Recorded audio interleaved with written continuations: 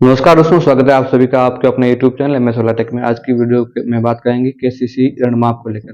भारत सरकार ने देश के किसानों के लिए एक महत्वपूर्ण निर्णय लेते हुए किसान कर्ज माफी योजना की घोषणा की है। इस योजना के तहत 2 लाख रुपए तक के कृषि ऋण को माफ करने का है वो ऐलान किया है। ये योजना विशेष रूप से उन किसानों के लिए राहत की सांस साबित होगी जो आर्थिक संकट से जूझ रहे हैं और अपने कर्ज का बोझ उठाने में असमर्थ हैं। सरकार का मुख्य उद्देश्य किसानों को वित्तीय स्वतंत्रता दिलाना और उन्हें कृषि कार्यों के लिए प्रेरित करना है। कृषि योजना की शुरुआत व्यापक उनका लक्ष्य है। जो बात करें तो 21 सितंबर 2024 को शुरू की गई इस योजना का मुख्य उद्देश्य छोटे और सीमांत किसान हैं उनको प्राथमिकता देना है। सरकार का मानना है कि कृषि ऋण का बोझ किसानों की जो उत्पादन क्षमता होती है उसको नकारात्मक प्रभाव डालता है। इस योजना के माध्यम से न केवल किसानों को तत्काल राहत मिलेगी बल्कि वे भविष्य में कृषि तकनीकों को अपनाने के लिए भी है वो आगे प्रेरित होंगे।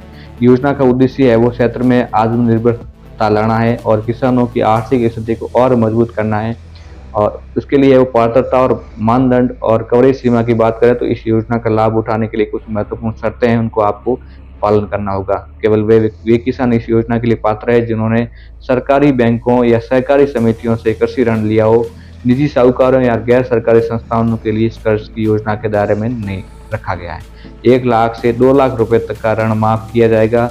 जिन किसानों को लोन 30 नवंबर 2018 के बाद से बकाया है या डिफॉल्टर है वे इस योजना का फायदा उठा सकते हैं। 2 एकड़ से कम कृषि भूमि वाले किसानों को विशेष रूप से प्राथमिकता दी जाएगी। आवेदन की सरल और सुगम प्रक्रिया है।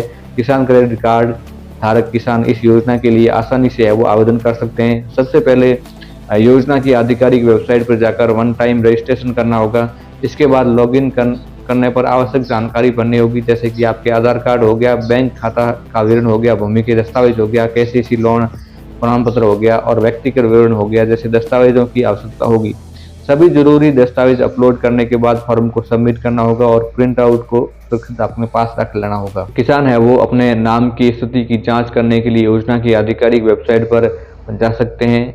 लोन माफी स्थिति वाले विकल्प पर है वो क्लिक करने के बाद नई विंडो खुलेगी। या किसान है वो पंजीकरण संख्या, जिला, बैंक का नाम और केसीसी कार्ड नंबर जैसी जानकारी सबमिट करनी होगी और सबमिट बटन पर क्लिक करना होगा। उसके ऊपर स्क्रीन पर आपको ऋण माफी सूची में आपका नाम है वो दिखाई देने लग जाएगा। ये पूरी प्रक्रिया पूरी तरह से पारदर्शी और उपयोगकर्ता के अनुकूल है। सरकारी आंकड़ों के अनुसार इस योजना में लगभग 7 करोड़ किसानों को है वो प्रत्यक्ष लाभ मिलने की संभावना है।